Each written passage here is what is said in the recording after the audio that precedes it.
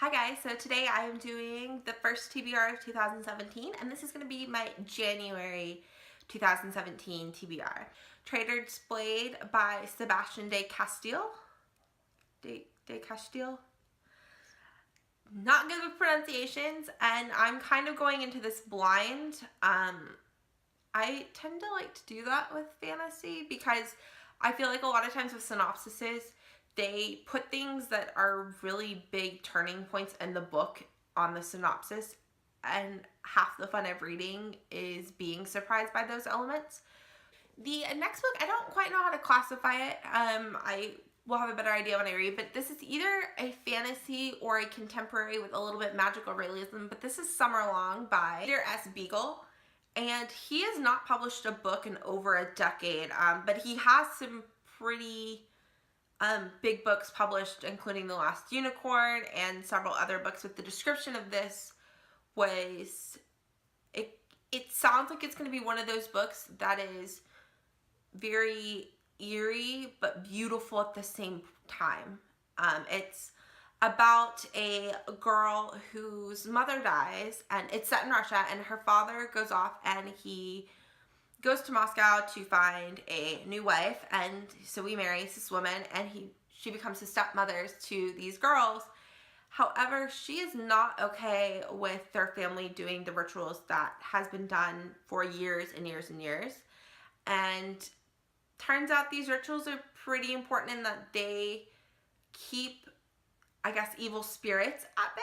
We'll see how it goes, but it sounds very interesting, and I'm excited to get to it. The next book is going to be 10% Human: How Your Body's Microbes Hold the Key to Health by Elena Cullen.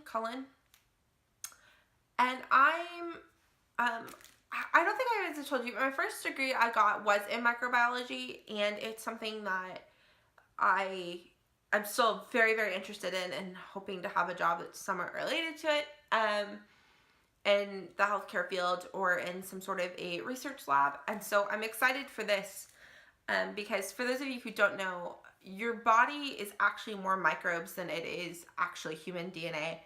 And especially in terms of digestion and our skin, actually, the microbes in our skin are actually very good. They are protectants for other things, and without them, you could get some pretty nasty infections if you didn't have your normal bacteria. So I'm excited for this. Next two books I don't have physical copies of. I have an audiobook and I think an ebook from the library right now. And one is, I don't know if it's ghostwritten or co-written, but it's by Buzz Aldrin, and I can't think of the other author's name off the top of my head. But it is called Mission to Mars, and this is his vision for space exploration.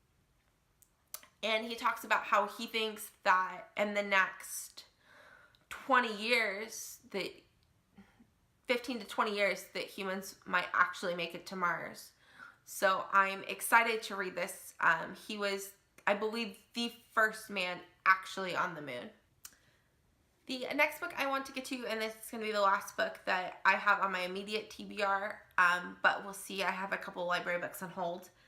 It is called The Philadelphia Chromosome: The Mutant Gene and the Quest to Cure Cancer at the Genetic Level.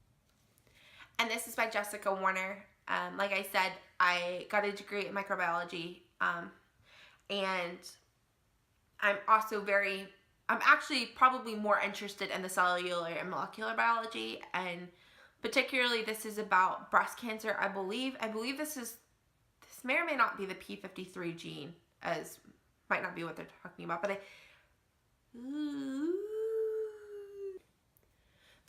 for those of you who don't know, gene therapy is also known as chemotherapy, and there's a couple different ways of using gene therapy, and currently it's, in my opinion, other than with a select few cancers, specifically leukemias,